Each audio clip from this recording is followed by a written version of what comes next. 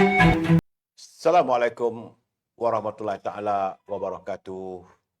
Apa khabar anda semua? Doa saya agar anda sihat walafiat. Hari ini tanggal 15 Januari. Dah 15 hari dah bulan Januari ni. Dan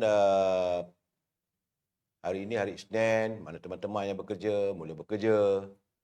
Besok kerja lagi, jangan lupa. Dan dalam keadaan sekarang ni, saya ingin juga melaporkan kedudukan banjir di Johor nampaknya dah mula bertenang. Cuma kita siau kalau ada banjir bertenang. Tetapi nampak kayaknya di Selangor pada banjir. Di Sabah. Di Sabah dan Sarawak. Jadi teman-teman di Sabah berhati-hati. Sebab bila kita ada banjir, selalunya virus sebut mudah merebak.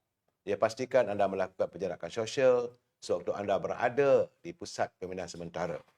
Saudara, jadi laporan saya dapati bahawa kabarnya daripada Jabatan Kaji Cuaca meramalkan malam ini hujan, angin kencang berlaku di Perak, di Selangor dan juga di Negeri Sembilan. Jadi reti hujan sudah mula balik ke sebelah utara daripada selatan. Kerana selepas itu mungkin akan hadirnya musim kemarau. Baik, saudara. Matlamatnya bukan cerita kemarau yang kita bincangkan.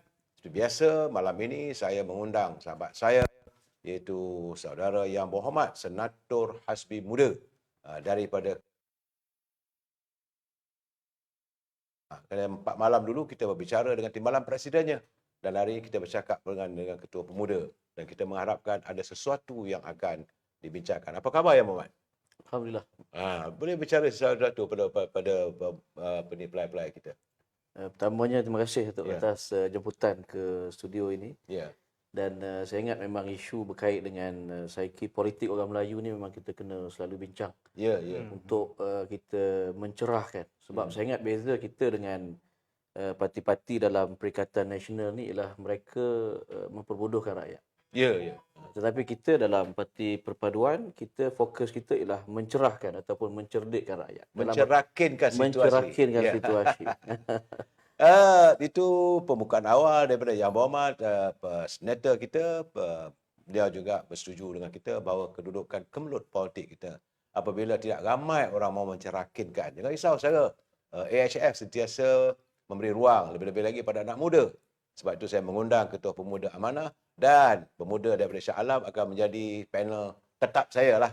Iaitu Saudara Nazrul, Saudara Jack. Apa khabar Jack? Alhamdulillah, sihat. Alhamdulillah. Saya terus terang, kita masuk gear 3 teruslah Jack. Tak ada Saya beri ruang untuk Jack berbual dan berbicara dan bertanyakan kepada sesuatu selaku pemuda ya. Sebab saya ni dah otai. Tapi otai masih berbisa saya. Silakan Jack. Okey, pertama kali saya nak ucapkan selamat datang lah pada studio yang kita lihat hebat ni. Dan soalan saya terus lah, all the way kita akan cakap terus bertanya tentang keserasian. Kita bekerjasama dah lebih daripada setahun UMNO dengan Barisan Nasional dengan Pakatan Harapan. Jadi bagaimana pandangan YB Senator dalam hal ini? Adakah nampak kita punya hubungan dengan amanah kita khususnya lah amanah dengan UMNO ni? Bagaimana rasanya? Agaknya ada keserasian? Boleh pergi jauh? Boleh pergi lama? Bagaimana tu YB? Saya sebut pada kawan-kawan seawal waktu Muafakat Nasional lagi. Maknanya waktu itu kita masih bertembung kan antara Amanah PH dengan UMNO ni kita masih belum bersama. Saya sebut waktu tu saya kata Muafakat Nasional daripada hari pertama dia wujud. Saya yakin ianya tak akan bertahan. Tetapi hubungan kalau dibuat hubungan antara BN dan juga Pakatan Harapan saya fikir itu lebih sustain. Hujah saya mudah. Hujah saya ialah sebab beza PAS banding dengan parti-parti lain ni, dia ada satu pemikiran yang berbeza dengan parti lain. Iaitu dia ada pemikiran takfiri. Maksudnya dia melihat takfiri. Takfiri. Takfiri lain. Takfiri pun dah keluar daripada PAS. Takfiri masuk UMNO lah. Masuk UMNO lah. Jadi saya nampak sebab dia punya persepsi pada parti-parti lain ni, dia nampak parti lain tidak cukup Islam seperti dia. Berbeza dengan kita. Macam kami dalam Amanah, kita hanya melihat UMNO ni sebagai saingan politik. Bukannya kumpulan yang kurang beriman ke ataupun kumpulan yang melawan Islam ke Taurut itu tak ada dalam pemikiran Amanah. Sebab itu bila kita berpakat, saya nampak kita tak ada satu barrier ataupun halangan-halangan yang menyukarkan kita untuk kita communicate. Berbeza dengan PAS. Sebab saya pun dulu dalam PAS pernah jadi exco pemuda. Saya nampak pemikiran itu akan menghalang PAS dengan parti-parti Melayu atau parti Islam yang lain untuk bekerjasama dengan jujur. Sebab itu dalam proses mereka bekerjasama, mereka hanya melihat apa keuntungan politik yang mereka akan dapat. Kan bergabung dengan UMNO, dia akan tengok apa yang dia dapat. Kalau rasa dah tak untung, dia pergi kepada Bersatu. Sekarang ni pun saya yakin kalau Bersatu dah tak lagi menguntungkan dia, saya yakin dia akan tinggalkan Bersatu bila-bila masa sahaja. Dah nampak dah bibit-bibit tu. Dah nampak. Kerana Tun Dr. Mahathir kini dilantik sebagai penasihat Penasihat. SG4. SG4 ni apa tu? Dia negeri-negeri ini utara yang dikuasai oleh PAS. state government. Ya, State state government. Saya ingatkan ni macam coalition apa SG4 ni. Kan? Kita tengok banyak Wabi, kepelai-pelai kita, Abdul Aziz, Rahman Tanjung Karang ada, Abdul Rasul, Salman Muhammad Ali. Kabarnya di Kota Baru ni, Saudara Abdul Rahim Rasul beritahu Kota Baru nampak cuaca cantik. So Azmi Segamat, daripada Segamat, Saudara Ramlah Ahmed, Jaka Linglong, Saudara Usama, Nur Maria, ramai ni, Wabi. Teman-teman kita belum saya nak address, semua masuk berdebam. Dan Saudara Kamarudin Syahabudin dia kata hujan lebat di sini, di mana tu Allahu a'lam bissawab. Saudara, itu gambarannya. Dan ada juga yang bertanya bahawa sekarang ni salam dari Kuantan, Saudara Pak Aziz. Dalam dari Kuantan. Okey, salam. Saya tak tahu teman kita yang daripada laman TikTok, nampak ke tak ada teman-teman lagi. Saya punya admin dia tak tengok lagi ke? Saya punya ni dia biar saya kesepian tercari-cari TikTok. Admin seorang pun tak ada. Kita Wabi Baik Wabi. Jadi Wabi bercakap tentang bahawa SG4 lah, suasana dan sebagainya. Tapi saya merasakan bahawa dia ada kelompok apabila saja PAS bersama dengan Bersatu. Bila sebenarnya bukan PAS bersama Bersatu meninggalkan Muafakat Nasional, tapi PAS bersama Bersatu untuk meninggalkan Muafakat Nasional. Saya selalu bertanya, apakah kenapa tidak boleh agar Parti Amanah itu mengambil tempat PAS? Sebab boleh dikatakan majoriti, saya rasa 95% atau 100% warga Amanah itu yang memuat adalah daripada PAS. Maka sepatutnya mereka mengisi kekosongan yang ada di situ, sepatutnya. Tapi terbiar begitu saja. Saya faham kerana dalam pilihan raya selepas saja Muafakat Nasional tak ada, Amanah masih lagi berada dalam persaingan dengan UMNO. Tetapi selepas diwujudkan 18 parti yang bergabung sekarang ini, sepatutnya lah Amanah mengambil kesempatan ini untuk menjalin dan mewujudkan Muafakat Nasional 2.0 Jack. So minta pandangan Yang Mohd. Ya, memang kita akui bahawa harapan daripada rakan-rakan perpaduan dan juga Pakatan Harapan ialah Amanah perlu lebih agresif untuk menarik undi Melayu Islam khususnya. Tapi kita juga harus menyedari bahawa sebagai sebuah parti baru yang membawa naratif Islam progresif ini, naratif itu sukar untuk difahami oleh sebahagian besar rakyat.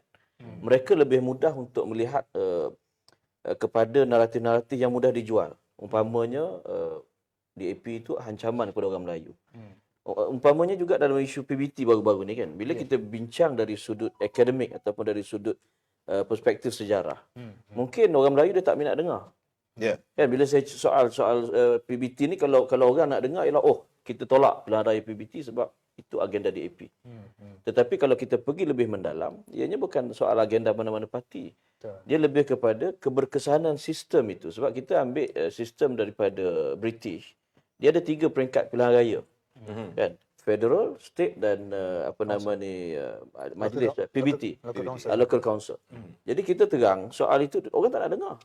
Orang nak dengar ialah kalau pilihan raya China akan perintah beberapa negeri. Sebenarnya dari sudut kiraan saya, daripada 148 buah PBT, hanya 3 saja yang majoriti Cina, 13 yang kawasan bercampur dan selebihnya ialah majoriti ataupun lebih 50%-nya Melayu.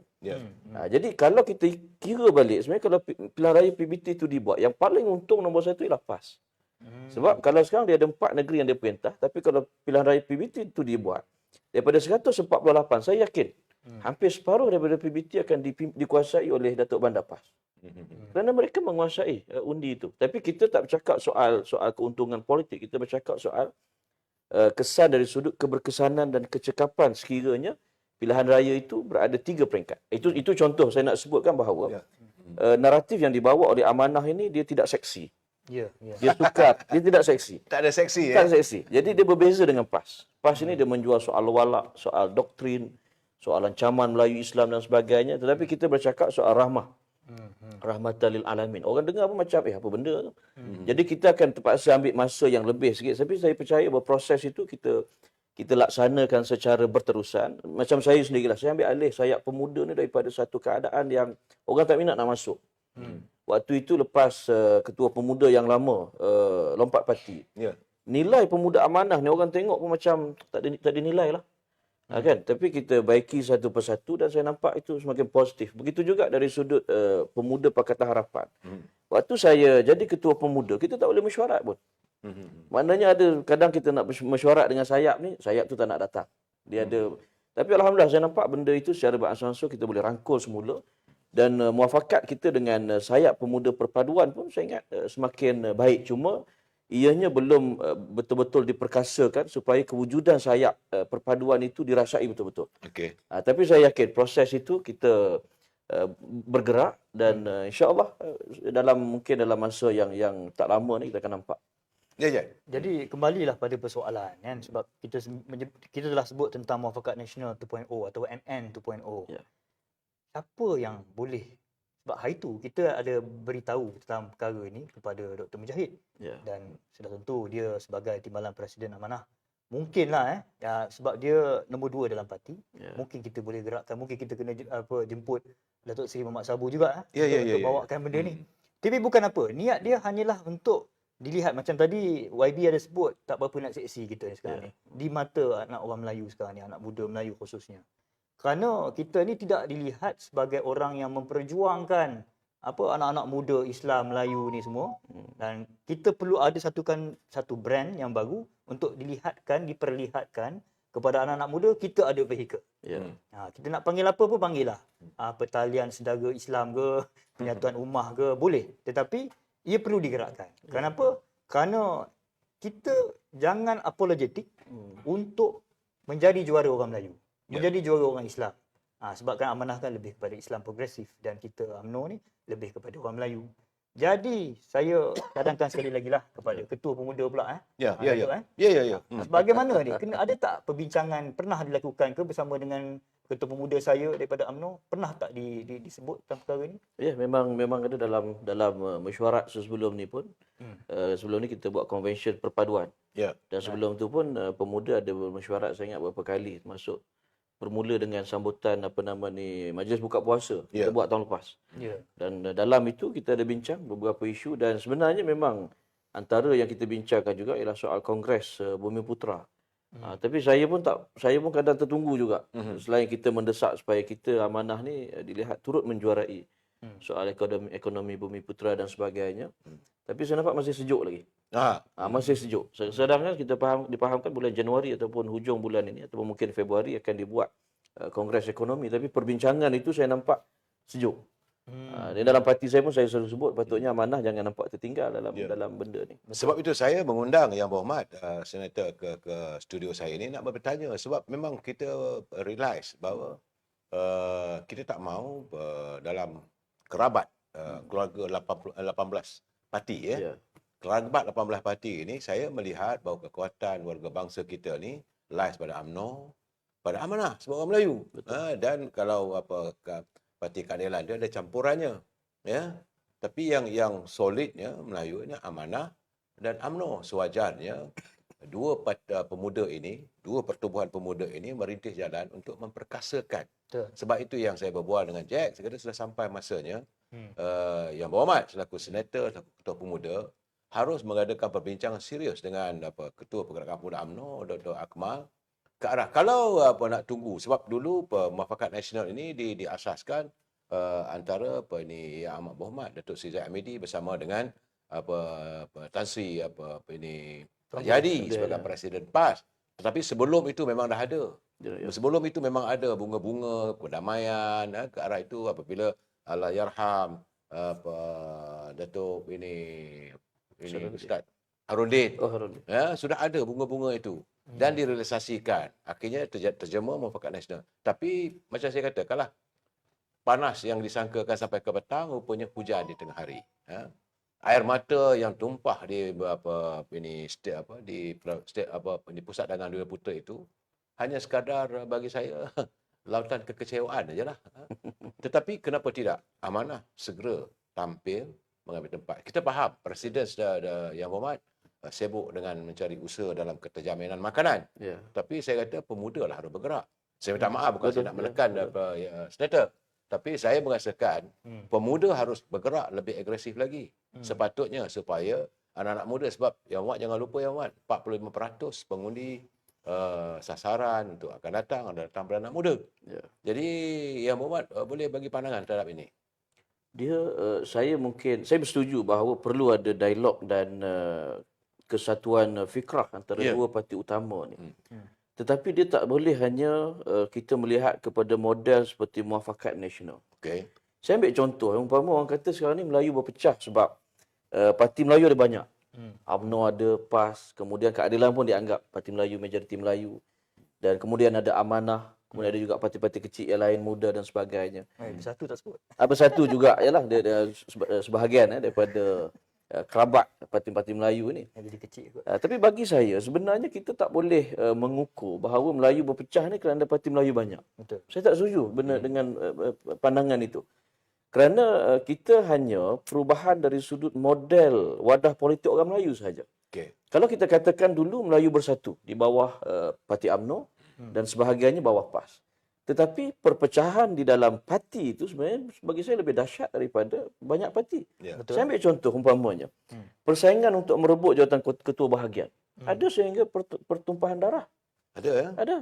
Ada yang sehingga terpaksa menggunakan bomoh untuk kan? Itu kes yang berlaku dan saya ingat dan politik pada waktu itu lebih tajam.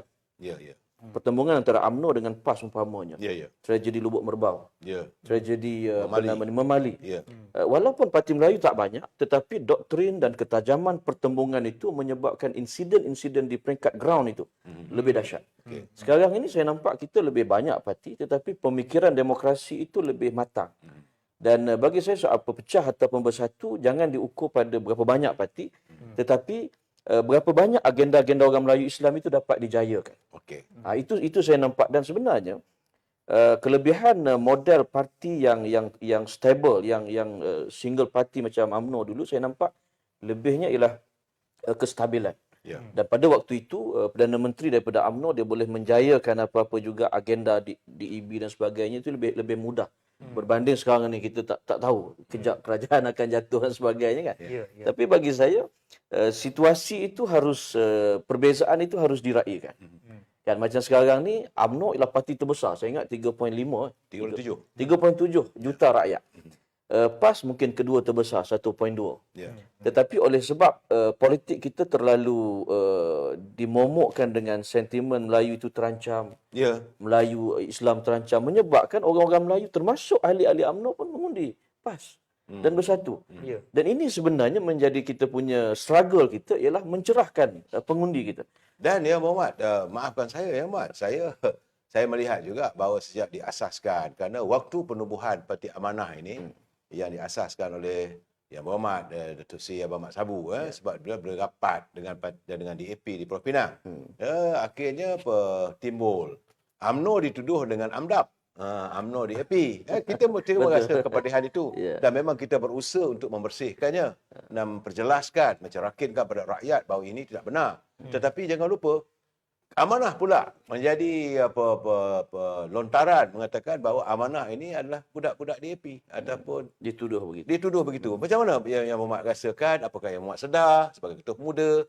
Ke arah mana Yang Berhormat nak bawa pemuda yang dituduh sebagai begitu? Dia memang mana-mana parti yang bekerjasama dengan DAP akan dituduh begitu. Okey. Termasuk Parti Melayu Semangat 46 tahun 90-an dulu. Sedangkan semangat 46 ini adalah parti yang ditubuhkan dengan semangat penyatuan orang Melayu tahun 46. Okey. Tetapi oleh sebab berpakat dengan DAP, mana-mana maka parti Bukan lawan berpakat, adanya DAP. adanya DAP dalam coalition itu menyebabkan dia dituduh. Sama juga PAS. PAS bekerjasama dengan DAP pun dituduh ada gambar berpeluk sebagainya kan. Dan kemudiannya kita Amanah diwujudkan, dikatakan sebagai Tali barut. tunggangan. Saya nak sebut bahawa Kalau kita ni tunggangan DAP, baik kita masuk DAP je. Memang tidak sympati ya. Betul, boleh, semua boleh masuk. Dan kalau kita masuk DAP, apa yang kita perjuangkan adalah agenda DAP. Tetapi apa yang kita perjuangkan sekarang soal Islam rahmah, itu bukan agenda DAP. Soal nak mengangkat Islam yang mesra, yang ramah, yang tidak keras, yang tidak takfiri, itu bukan agenda DAP. Itu agenda kita. Dan kalau kita tengok dalam perlembagaan amanah umpamanya, kita menyebut soal memperjuangkan penubuhan masyarakat dan negara madani. Ini disebut dalam perlembagaan kita seawal tahun 2015. Dan itu bukan perjuangan DAP. Kalau kita mengangkat atau kita jadi khadam DAP, sudah tentulah kita hanya absorb perlembagaan dia, masuk dalam kita, tukar Islam sikit. Mudah begitu. Tapi bagi saya simple saja. Mana-mana parti yang berpakat bekerjasama dengan DAP ini akan dituduh begitu supaya parti itu menjarakkan diri dengan DAP. Tetapi saya nampak sebenarnya banyak keuntungan pada parti yang berpakat dengan DAP kerana kita memang tak perlu fikir dah soal pengundi Melayu dan pengundi bukan Melayu. Betul. Kan itu saya ingat satu kelebihan dan itu sebenarnya dicemburui oleh PAS. Betul. Dia tak ada gerakan, dia tak ada. Dia tak ada. Ya, silakan. So, jadi kita pun nak tanya pada YB lah. Kenapa sampai begitu sekali anak-anak muda kita khususnya, anak Melayu yang beragama Islam, sampai begitu sekali mereka menuduh, memfitnah, menghamburkan kata-kata nista. Saya bukan nak memecah belahkan kita dengan penceritaan sebegini, tetapi ini hakikat yang berada di hadapan mata kita, di dalam media sosial, di TikTok, di Facebook. Segalanya kata-kata nista yang digunakan untuk menyakiti hati kita di sebelah sini, seolah-olah macam kita ni betul-betul lah khadam DAP contoh. Adakah, sebab dulu YB pun pernah bersama dengan PAS yang tadi sebut, adakah dahulu pun begitu? Adakah ia makin teruk? Adakah pada pengamatan YB ada orang kata apa cure untuk dari segi pemikiran anak-anak muda sekarang ni? Apakah cara dia? Bagaimana untuk kita redakan suhu politik berkenaan dengan kebencian ini? Macam mana? Dia sebenarnya pada pandangan saya soal momokan DAP ni dia bukan semata-mata momokan. Kita juga harus akui bahawa ada kenyataan-kenyataan kepimpinan DAP ni yang tak sensitif. Tetapi kalau compare dengan tahun 80-an, 90-an, sekarang ni saya nampak mereka lebih berhati-hati. Kalau dulu kita ingat Kapal Singh sebut langkah mayat. Kalau nak kan. Sekarang ni kita tak dengar lah begitu. Cuma kita dengar macam hak baru ni, Ngeh Koham tu dia cadang jawatankuasa khas untuk kompetensi DUN tu masuk bukan Islam. Itu pun bagi orang Melayu sangat mencabar. Tapi kalau nak ukur kenyataan itu dengan kenyataan tahun 80-an, tahun 60-an, saya ingat jauh lebih ringan. Tetapi benda itu juga harus disedari oleh kepimpinan DAP bahawa kena elak. Jangan mudah sangat bercakap. Itu juga harus disedarkan lah. Tapi saya tak dengar pula kenyataan Ketua Pemuda Amanah. Kita menegur secara dalaman lah. Okey. Tak maaf. Saya selalu terus dengan Ketua Muda Kelvin. Tolonglah apa-apa benda ni jangan dibiarkan. Dan memang saya tengok kepimpinan baru DAP, mereka sangat tolerant, mereka sangat faham. Tapi yang lama-lama ni yang umur 60 50-an yang hardcore ni dia macam saya nampak payah sikit. Tapi macam saya tengok dulu kita marah Ramasamy kan. Akhirnya Ramasamy pun dah tinggalkan DAP, dah keluar. Sebab tak jadi calon. Mana kita faham bahawa dalam DAP ni ada kelompok yang memang dia kerasnya tu lain. Tapi generasi itu semakin berubah. Kalau sekarang ni bawah internal duduk, saya nampak jauh beza lah berbanding dengan yang lama. Tapi saya yakin untuk masa ke depan ini kita akan melihat DAP ini lebih ramai orang-orang seperti Yobeyin, seperti Hanahyo yang lebih faham tentang sensitiviti orang Melayu Islam itu. Ya, sebab Yang Berhormat kena sedar juga sebab unjuran kehadiran amanah itu adalah datang daripada warga PAS. Dan jadi warga melihat bahawa pimpinan amanah ini sewajarnya lah, bukan nak gelar lebay minta maaf, tapi banyak sepatutnya memperjuangkan soal-soal Islam, bercakap soal Islam semuanya. Tapi amanah tenggelam dengan kepelbagaian, dalil-dalil yang dibawa oleh PAS. Tambah lagi bila ada memokat, amanah ini ditaja oleh DAP.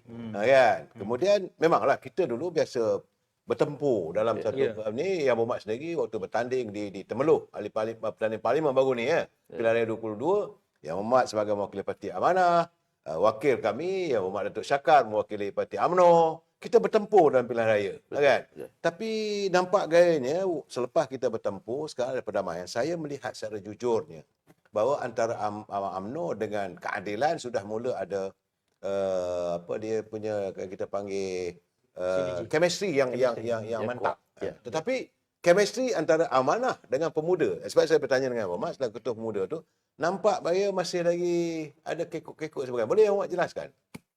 Ya, macam saya sebutkan tadi lah, kita ni parti baru. Ya. Dan proses itu dia tak boleh apa dalam masa yang pantas. Hmm. Dan saya akui sebenarnya kelemahan kita dalam parti kita. Kalau Amanah ni peringkat kepimpinan senior, dia ialah barisan yang mereka dah jadi pemimpin national level tu ialah waktu dia dalam parti lama lagi. Ya. Daripada PAS tu dia dah dilatih dan memang dah proven sebagai kepimpinan nasional. Kita di peringkat sayap dalam Parti Amanah ni kita memang kita akui bahawa kita sedang berusaha untuk mendekati kualiti ataupun tahap yang diletakkan oleh abang-abang. Ya. Dan itu cabaran saya. Mhm. Dan untuk 2 tahun macam saya sebut tadilah 2 tahun saya jadi ketua pemuda Amanah ni, kita banyak menyelesaikan hal-hal dalaman kita, soal perpecahan, soal itu. Tapi untuk yang line up yang baru ni, saya cukup yakin. Sebab kalau dulu saya sebenarnya pasukan saya kalah dalam pemilihan. Tapi saya diangkat sebagai ketua pemuda tu ialah kerana yang pertama lompat parti, yang kedua tu meninggal. Jadi saya ni jadi ketua pemuda bidang terjun lah 2 tahun. Tapi untuk yang hari yang terbaru ni saya ialah kita kata rakit lah. Ya, ya. Kan, kalau dikatakan rakit yang mendukung saya dalam 27 tu waktu pemilihan 21 daripada 27. Masya-Allah. Kalau yang Muhammad bercakap begitu, apakah Amanah juga mengamalkan sistem politik rakit ni? Kalau soal itu saya sebut tadi, Ya, kalau ya. disebut rakit, Ya, ya. saya nampak dalam yang bertanding itu majoritinya menyokong saya. Ada dalam ucapan mereka kadang-kadang dia mengkritik, jadi kita boleh tengok secara sepintas lalu lah. Okey. Tapi dia sebenarnya dalam Parti Amanah ini memang kita sebolehnya kita tak nak rakit, kita tak nak cai dan sebagainya. Tapi perkara itu dia berlaku secara organik. Kita nak nafikan, tapi benda itu tak boleh dihalang. Ya, saya tanya. So adalah cai ni sebenarnya sama lah kita. Tak, kita minta betul serang. Malam ni kita betul serang ya, Muhammad. Jadi macam saya cakap lah, benda yang tak perlu dinafikan, tak payah nafikan. Jadi benda tu biasa sebab Benda itu tak ada masalah. yang saya lihat cai ni perlu ada. Minta maaf Datuk kita cakap pasal pemilihan sikit lah kan. Cai ni adalah satu kerjasama sebelum pemilihan. Asalkan tiada wang. Asalkan tiada Ya, wang. itu Ketika pemilihan dan juga selepas pemilihan. Dia akan menjadikan proses untuk kita menggerakkan jentera dan pentadbiran itu menjadi lebih mudah. Itu saja yang saya nampak lah. Ya. Jadi kita take your point on mungkin ada usaha di antara YB dengan Dr. Akmal Saleh sebab kita nak benda ni betul-betul dimaterialisasikan. Saya rasa you ada nombor dia kan? Tak ada masalah. Ya. Saya selalu saya Gua takkanlah tak ada nombor dia kan. Tapi kita ni di bawah ni memang kita nakkan kata apa? keserahsiaan. Keserahsiaan itu diterjemahkan melalui satu piagam, satu perjanjian seperti seolah-olah Muafakat Nasional 2.0. Kerana sebenarnya yang di bawah ini masih lagi menggunakan naratif UMDAP yang di mana dulu kita sendiri pernah cakap pandap kan. Tapi Amanah sekarang ni dah relax duduk belakang kan. Sekarang ni dah kita yang kena attack. UMDAP ni. Nampaknya Panadol lah. Jadi pandap ni dia dah tak sebut dah tu. Ya. Jadi kita ni lah yang menjadi mangsa. Tapi tak apa. Tapi yang penting sekali macam saya cakap tadi lah, kita kena sentiasa dilihat menjuarai orang Melayu, khususnya anak-anak muda yang saya risau dah makin lama makin jauh dengan kebenaran. Bukannya dia orang ni tak ada otak. Kita ni pun pernah jadi muda juga. Tetapi kita nakkan Amanah ini bersama dengan UMNO. Kalau macam hari tu Dr. Mujahid ada sebut dia nak berperang dengan siapa nama tu, dengan orang yang bersifat khawarij moden. Khawarij moden ni. Kita bersedia. Saya hari-hari TikTok pun saya cakap pasal khawarij moden, tetapi saya tak kata dia orang khawarij betul-betul lah. Sebab seperti mana yang kita tahu, khawarij ni pada zaman Sayyidina Ali dan juga Uthman bin Affan ini sehingga membunuh. Kita tak nak ke arah itu. Jadi insya-Allah kita sebenarnya mengharapkan YB dan juga Dr. Akmal, YB juga boleh memulakan satu langkah untuk bekerjasama. Jadi kita lari sikit pada topik kita malam ni. Saya nak tanya soalan tentang rang undang-undang yang dicadangkan oleh Presiden kita, iaitu Timbalan Perdana Menteri kita juga. Dan berkenaan dengan rang undang-undang untuk mengekalkan kerajaan sepenggal. Bagaimana pandangan YB Senator? Memang kita pun sebenarnya kita ada merangka, saya ingat patut keluar malam ni lah, kenyataan media kita menyokong kenyataan Presiden UMNO. Dan memang kita menyokong bahawa betul lah dari sudut demokrasi ni sebuah kerajaan tu dia boleh dijatuhkan kalau ikut yang sebelum ni lah. Tetapi impak ataupun kesannya lebih banyak keburukan daripada kebaikan. Dan saya nampak memang seharusnya mana-mana kerajaan yang diangkat, yang menang pilihan raya ataupun dipilih untuk mentadbir itu diberikan ruang sekurang-kurangnya 5 tahun. Itu bagi saya ialah mandatory lah. Kalau tidak kita akan mengulangi episod-episod yang sebelum-sebelum ini dan negara kita yang sedang nak pemulihan ini akan undur balik ke belakang. Itu saya ingat satu benda yang menyusahkan kita lah. Betul. Ya, saya berharap soalan ini bukan hanya dipertikaikan oleh kerabat-kerabat yang lain, malahan dalam UMNO sendiri pun ada juga bercakap soal itu, kan? Dan kita melihat bahawa apa yang disarankan oleh Yang Berhormat Presiden UMNO itu sebenarnya mereka tak dapat hayati. Saya bersetuju dengan pandangan Yang Berhormat itu bahawa sebuah pentadbiran, kalau disebut kejatuh kerajaan tak boleh Yang Berhormat, salah tu. Kerajaan Tuan Agong, pentadbiran yang ditadbir oleh kerajaan tidak sepatutnya digulingkan, dijatuhkan di saat mereka sedang menyantuni kepimpinan. Tak sepatutnya mereka dihentikan. Macam apa yang berlaku dalam langkah Sheraton. UMNO, kita waktu itu dah bersedia jadi pembangkang, Muhammad. Kita dah pilih dah kalah, kita jadi pembangkang. Yalah. Sebab itu Dr. Sri Zahid dia tak mau mengikut kehendak Dr. Mahathir nak tarik UMNO bersama dengan PBM, Parti Bersatu waktu itu. Sebab itulah kesannya adalah macam pembalahan antara Dr. Mahathir dengan Dr. Zahid Hamidi. Akhirnya kerana dia berkuasa, maka dikenakanlah macam-macam tindakan terpilih dari segi sektor undang-undang. Dan kemudian bila naik Tan Sri Muhyiddin, kita lihat keadaan itu tak begitu. Jadi kita tarik sokongan saja. Tetapi itu bukan artinya kita menjatuhkan kerajaan, tapi kita tak mau sokong, kita tak mau associate. Kerana kita melihat bahawa negara perlu maju ke depan. Jadi sebab itu Dr. Zahid menyatakan kalau boleh perlu diwujudkan satu rang undang-undang bahawa mana kerajaan yang dipilih oleh rakyat, biarlah dia terus sampai akhir penggal. Macam mana Pak Yang Berhormat pandangan? Ya, memang saya selari dengan apa yang dihasratkan tu. Kita dah melalui zaman-zaman ataupun tempoh yang sebegitu. Betul dari sudut meraihkan demokrasi, betul demokrasi membenarkan sebelum ini. Tetapi oleh kerana bila kita ukur dari sudut manfaat dan mudarat itu, oleh kerana mudarat itu terlalu besar. Terlalu besar. Bukan hanya untuk nak meraihkan demokrasi, ruang perubahan sebagainya. Tapi bila kita dah beberapa kali melalui episod itu dan kita boleh buat penilaian, saya ingat rakyat pun tak suka. Yang hanya masih berterusan dengan usaha itu ialah mereka yang segelintir saja. Yang mungkin rasa tak puas hati sebagainya. Tak dapat jawatan. Tak dapat jawatan. Tapi kalau proses, kalau katalah kerajaan sekarang ni boleh dibiarkan cukup 5 tahun. Dan kalau memang tak capai KPI rakyat, saya yakin bahawa rakyat akan buat keputusan yang lain. Tapi biarlah tempoh itu matang. Macam saya sebut dulu lah. Tempoh 22 bulan daripada 5 tahun. Macam kita jawab kertas peperiksaan. PM ke apa kan. Kita diberi masa 2 jam. Tapi tak cukup, baru 20 minit kita jawab, kertas dah dirampas dan kita dah ditanda jawapan itu. Memanglah kita gagal. Kan masa tak cukup. Tapi kalau cukup 5 tahun macam sekarang ini, saya nampak Alhamdulillah kita pun ada satu kerangka ekonomi yang jelas, pelan peralihan tenaga yang jelas, industri yang jelas, semua ini. Hari ini tadi pun Yang Berhormat Perdana Menteri telah pengurusikan mesyuarat jemaah menteri untuk menangani ekonomi negara. Tadi semua menteri-menteri yang ada Timbalan Perdana Menteri ada dua-dua untuk menangani ekonomi negara.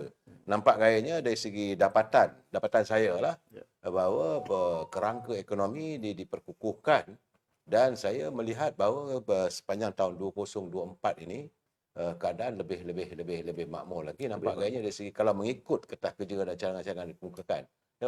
Ya, saya ambil contoh Datuk. Macam waktu hari pertama Perdana Menteri angkat sumpah, kita punya kadar inflasi kita 4%. Inflasi makanan kita saya ingat 7.3%. Paling tinggi. Tetapi sekarang ini inflasi kita dah turun ke 1.5. Inflasi makanan pun dah kurang separuh. Saya ingat dah 3-4 macam tu. Ini menunjukkan satu pencapaian yang hebat tetapi mungkin belum cukup diwar-warkan. Kan bukan mudah untuk kita dapat turunkan kadar inflasi itu pada tahap ini. Kerana waktu itu saya ingat waktu Tan Sri Muhyiddin dulu memang naik tiap bulan inflasinya. Minyak pun 5 kilo Ya, RM40 minyak. apa semua. Dan dengan ayamnya, kita dah spend saya ingat untuk ayam dan telur untuk zaman pemerintahan sebelum kerajaan perpaduan ni hampir 3.8 bilion. Ya. Minyak masak 2.6 bilion setahun. Sekarang ni waktu saya ingat tahun lepas kita dah reduce jumlah tu kepada 0.5 bilion saja. Tetapi rakyat tidaklah. Saya pun selalu ke pasar basah. Kita pun rasa macam tak adalah teruk macam zaman Mahyadin dulu. Jadi ini saya nampak ada positif dan macam contoh yang saya nampak inisiatif Menteri Ekonomi Padu. Padu inilah masalah zaman berzaman. Bahawa bantuan itu tak sampai kepada golongan sasar dan kadang-kadang yang dapat bantuan itu. Saya pernah berkhidmat di sebuah yayasan di Terengganu. Ya. Oleh sebab kita punya maklumat bantuan itu tak diintegrasikan. Ada penerima bantuan ni, kita pergi nak siasat rumah dia. Rupanya dia dah dapat mesin jahit 4. Mesin uli tepung tu saya ingat ada 2, mesin buat ini ada 1, kemudian rumah dia dibaiki, tapi dia masih nak bantuan. Dan golongan seperti itu ramai. Kerana dia tahu menyembunyikan bantuan yang dia dapat kerana dia cekap memohon bantuan. Satu, dia minta daripada Majlis Agama Islam. Yang kedua, dia minta daripada badan ini, badan itu. Dia je yang dapat. Jadi hak lain yang betul-betul nak buat program usahawan itu tak dapat. Ini satu kegagalan yang jelas dan kita spend dari sudut subsidi umpamanya. Biasanya setiap tahun kita hanya belanja dalam 20 bilion saja untuk subsidi. Tapi untuk tahun lepas saja, saya ingat 2023. Oleh sebab kita dah komit dengan beberapa benda, kita belanjakan 90.3 bilion. Hampir 4 kali ganda. Dan ini satu benda yang sebenarnya akan jadi malapetaka kepada kerajaan, kepada negara kerana kantong kita ni tak cukup. Dan kita nak spend pada benda-benda lain yang lebih produktif tapi kita terpaksa bayar benda-benda yang sebegini. Ini saya ingat satu benda yang kita harus beri penghargaan besar pada pentadbiran Datuk Seri Anwar lah atas kejayaan. Dan saya melihat juga hari ini petang tadi sekitar jam 5 petang saya amat terperanjat apabila saya melihat di Bursa Saham Kuala Lumpur. Hari ini kita sudah pun mengatasi Green Belt. Tiba-tiba sudah ada 1,501. Dah lebih. Yang begitu lama duk tunggu, dah berlaga 1.3, 1.3, 1.2, 1.4. 1.4 petang tadi 1,501. Dan kita mengharapkan benda ini. Ini bagi saya petunjuk. Petunjuk bahawa kalau itu berlaku, maka kemantapan ekonomi kita bertambah segar. Dan apabila ekonomi segar, rakyatlah yang akan dapat menikmatinya. Kerana saya melihat apa yang cuba diwujudkan oleh PMX adalah untuk segala-gala projek itu untuk rakyat. Bukan projek untuk membina bangunan besar-besar macam dulu mega-mega, tak ada. Sepanjang sebab itu tadi pun waktu mesyuarat menteri-menteri dalam ini untuk kali pertama tahun ini diadakan di Putrajaya, Perdana Menteri menekankan bahawa ini pentadbiran kerajaan madani kali ini mesti menyasarkan kehidupan rakyat dan memberi kebahagiaan kepada rakyat. Sila bagi pandangan. Ya, saya nampak memang kita hanya akan bincang sepatutnya soal politik ini waktu tahun pilihan raya saja. Mana tahun 2023 tu kita bincang politik lah.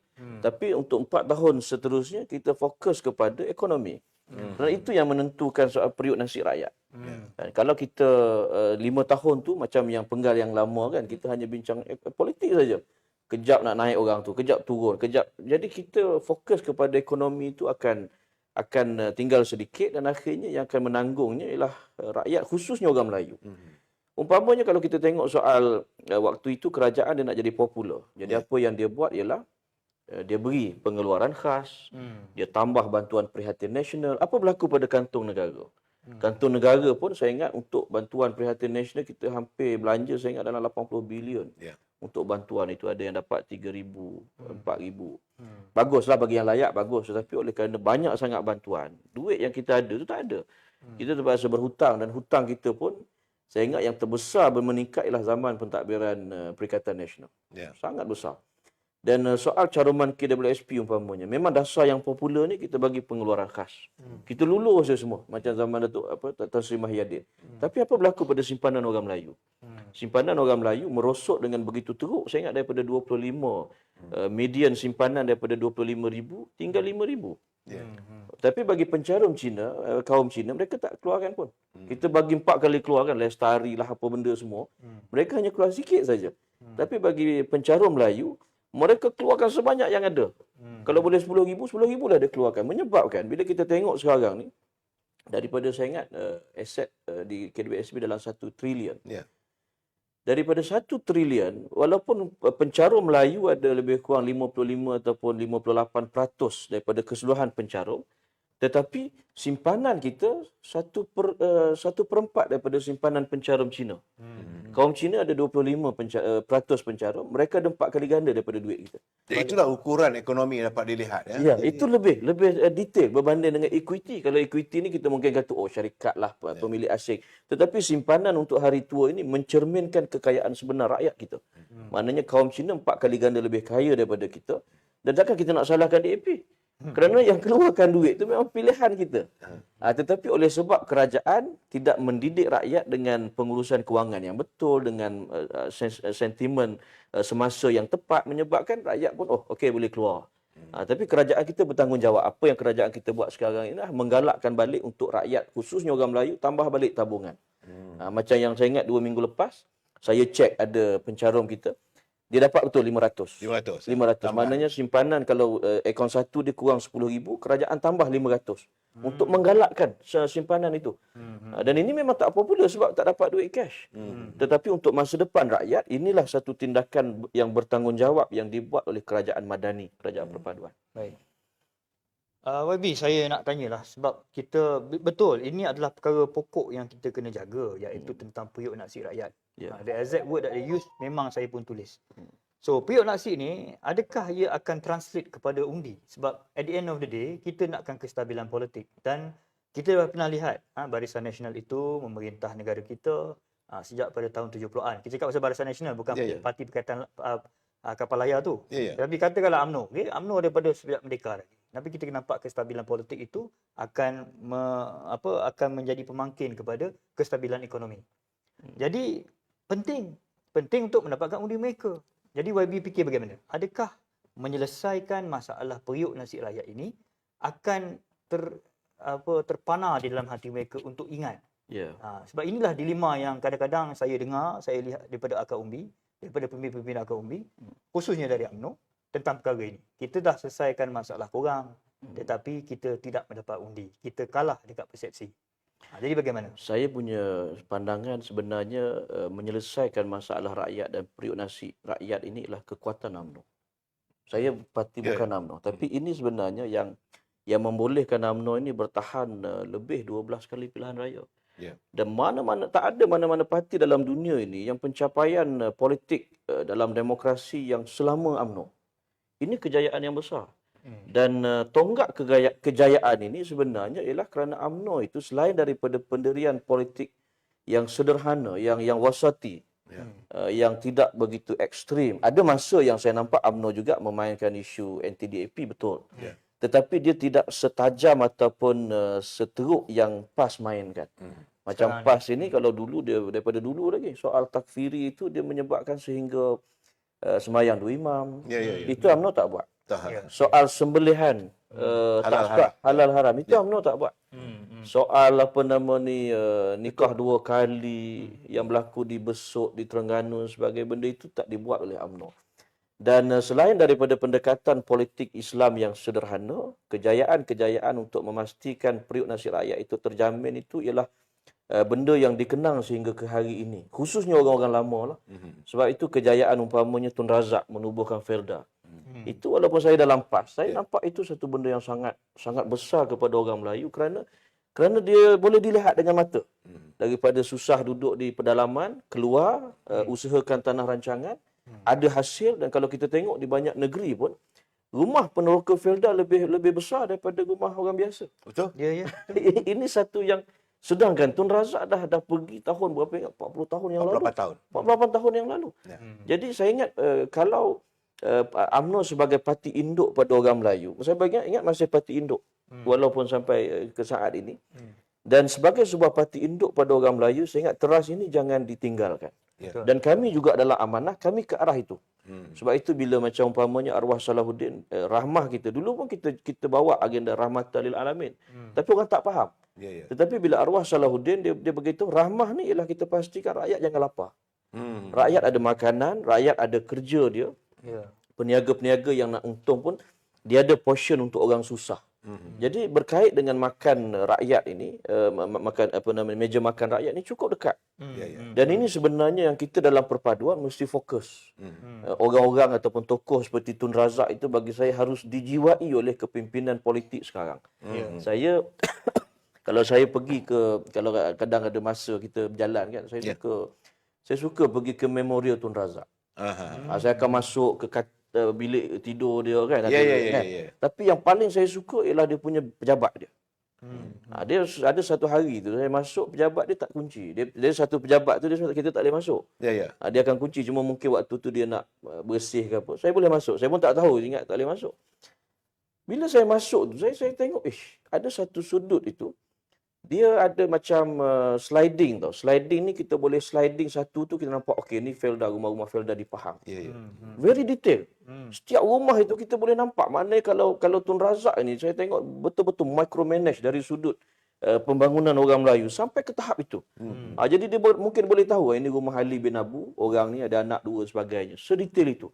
Jadi saya terfikir kalaulah Tun Razak yang memerintah, yang mentadbir tahun 70-an boleh sedetail dan sebersungguh itu membantu orang Melayu, alangkah hebatnya Malaysia kalau kita ada ramai pemimpin yang sebegitu.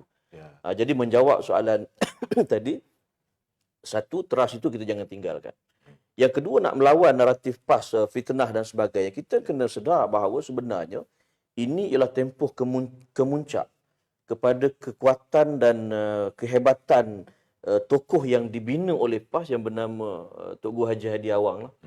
Kan, dia bukan datang secara tiba-tiba. Dia datang sebagai seorang tokoh yang diletakkan kekuatan PAS itu pada dia. Kalau dulu orang kata PAS ni asri, asri muda. Ya.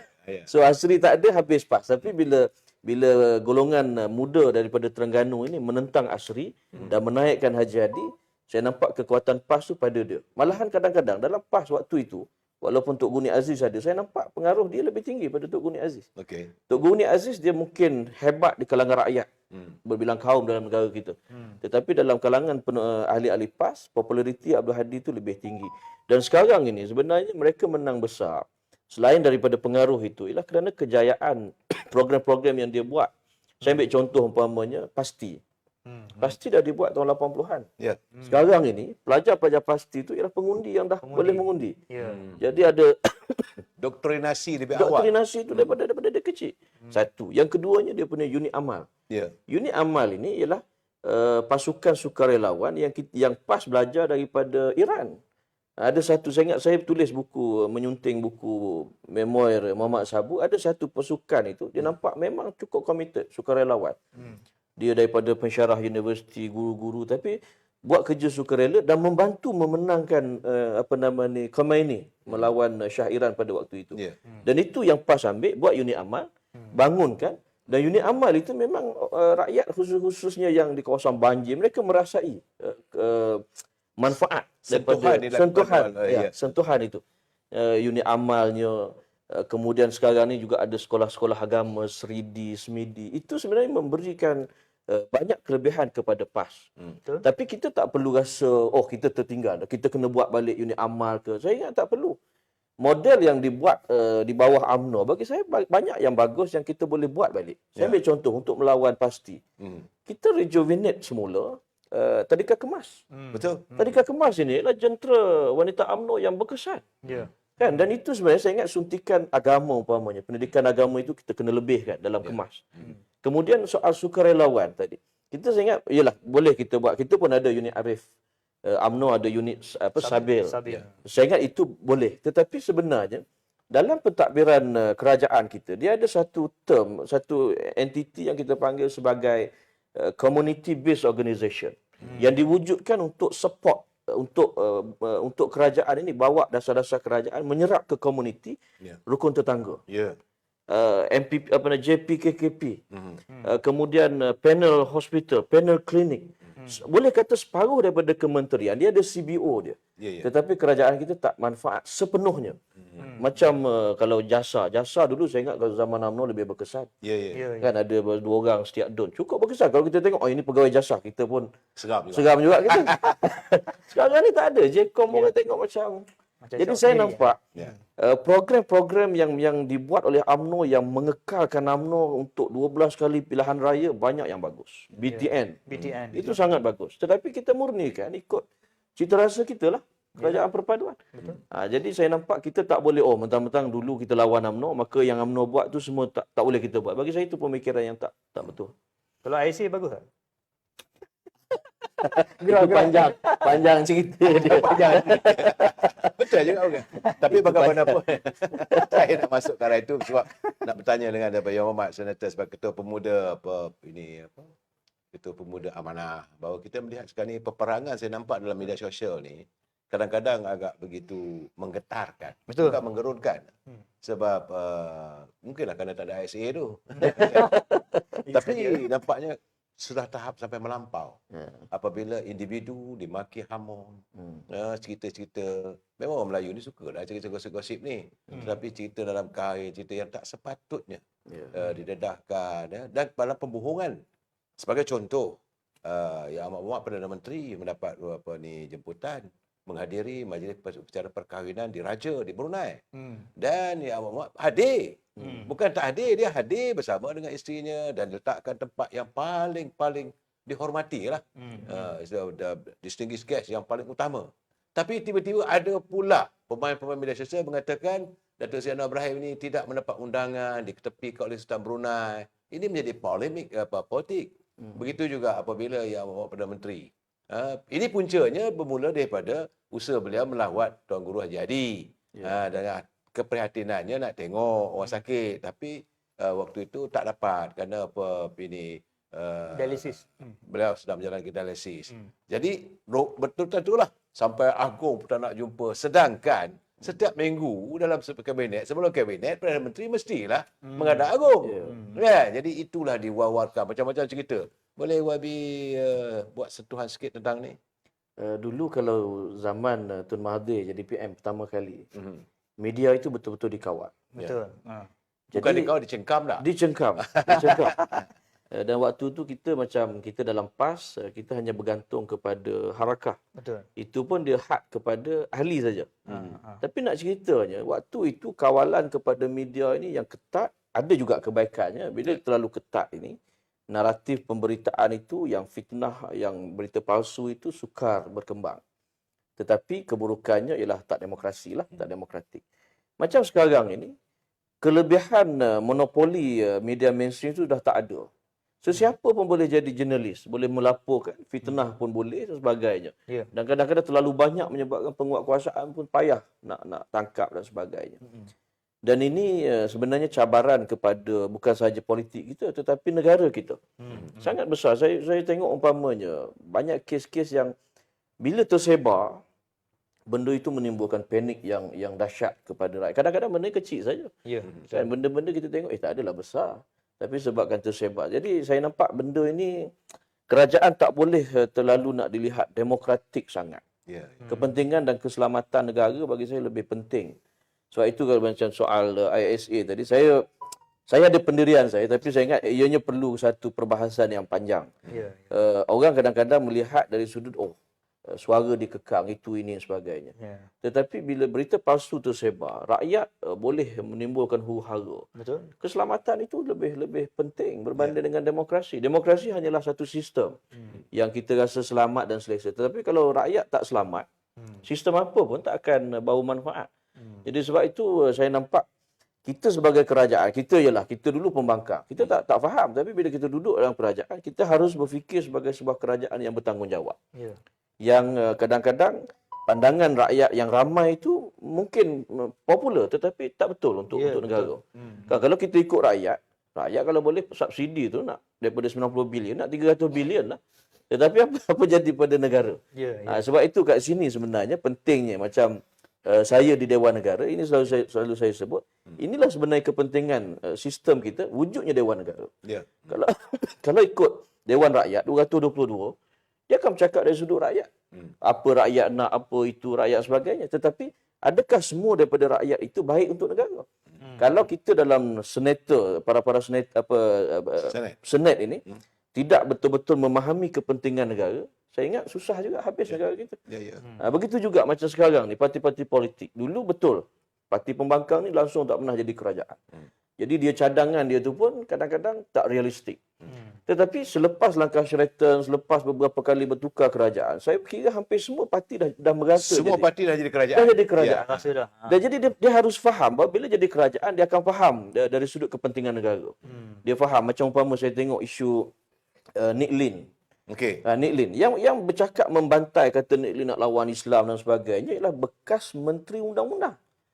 Sepatutnya dia faham bahawa isu yang Nick Lin suarakan itu ialah soal teknikal undang-undang yang tak perlu pun dia bakar sentimen, tetapi oleh sebab dia nak score political mileage, dia mainkan. Dan dekat PRN kan. Nak dekat PRN waktu tu. Ya. Jadi bagi saya, macam contohlah dulu kami lawan JST sebab kami tak faham. Kami tak betul-betul memahami sistem itu.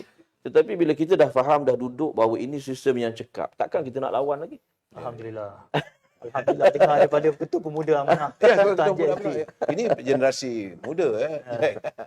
Tak, saya lihat contohlah bagaimana kalau ketidakstabilan politik ini boleh menghuru-harakan ekonomi juga. Betul.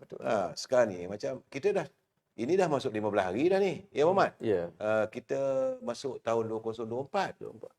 Tadi pagi tadi pun menteri-menteri sudah berbincang mahal tuju macam mana nak buat dan sebagainya. Dan waktu yang sama pelabur ni masih lagi dilihat dalam keadaan yang Menilai. apabila wujudnya langkah Sheraton. Ya. Bukan? Bukan Langkah Dubai. Langkah Dubai. Tiba-tiba langkah Dubai apa semua. Boleh komen sikit? Ada inside story tak kalau YB tahu apa-apa? Saya ada tanya jugalah pada Presiden. Ya. Benda itu tidak mendapat sokongan ataupun respon yang baik pun daripada istana. Ya. Dianggap dia lebih pada mainan, nakal.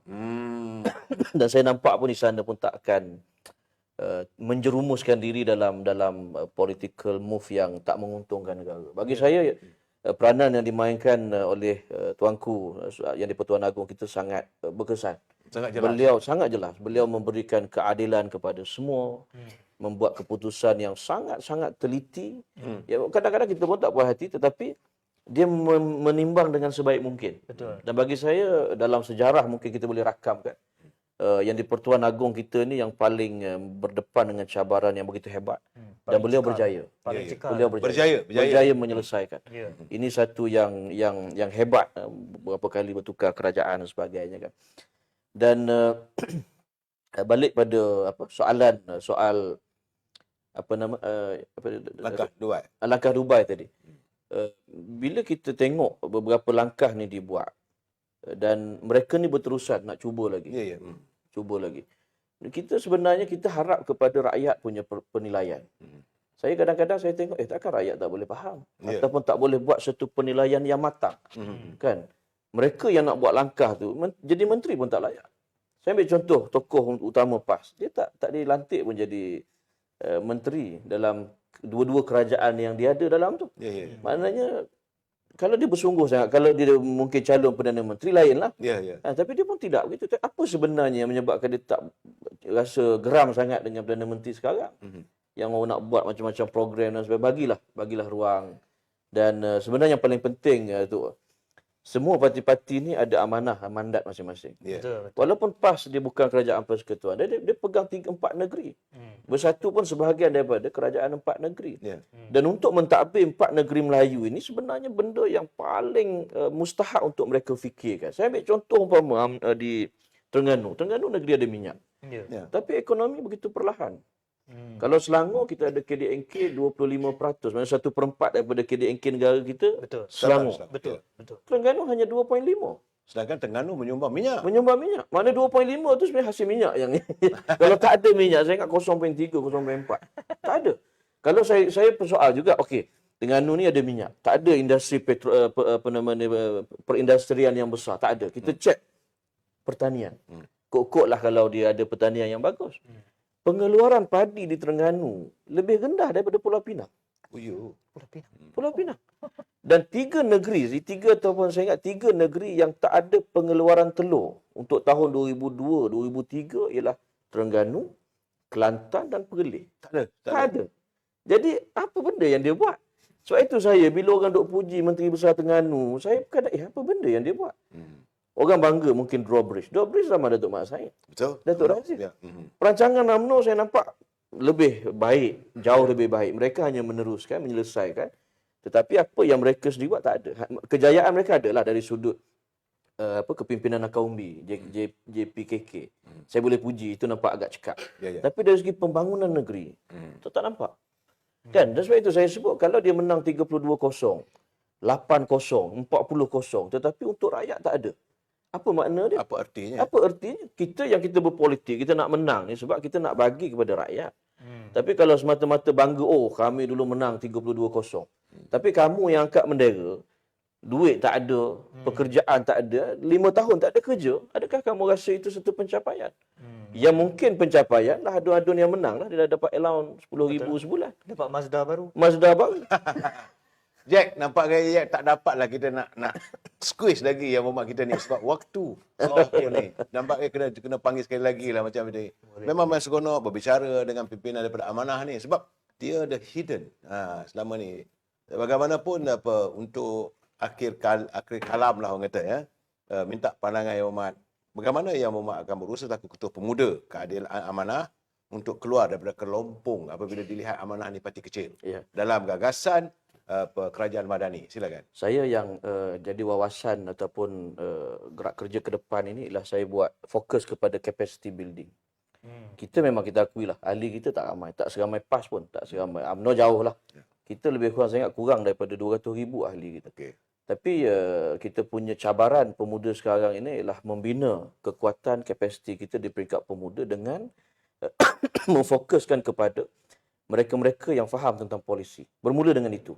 Kami memang kalau nak dikatakan untuk turun ke kampung-kampung dapatkan keahlian yang banyak, saya rasa itu akan buang banyak masa. Yeah. Sebab model parti Amanah dan parti-parti dalam perpaduan ini model parti kerajaan. Ya. Kita bukan parti pembangkang lagi yang kena buat pastinya sendiri. Unit amal sendiri. Kita fokus kepada mereka yang faham tentang polisi, yang boleh mencadangkan tentang polisi yang lebih baik. Dan mereka ini akan dinilai oleh orang-orang Melayu, khususnya orang-orang muda Melayu Islam, bahawa Amanah ni, ada tokoh yang boleh bercakap tentang kepentingan mereka. Itu fokus kami. Sebab itu saya selalu sebut pada kawan-kawan dalam Amanah, pemuda Amanah ni, walaupun di lulusan Usuluddin ke Syariah ke, dia mesti dilihat juga sebagai ekonomis. Maknanya dia boleh bercakap. Kalau Rafizi, Menteri Ekonomi bercakap soal padu, dia boleh terangkan.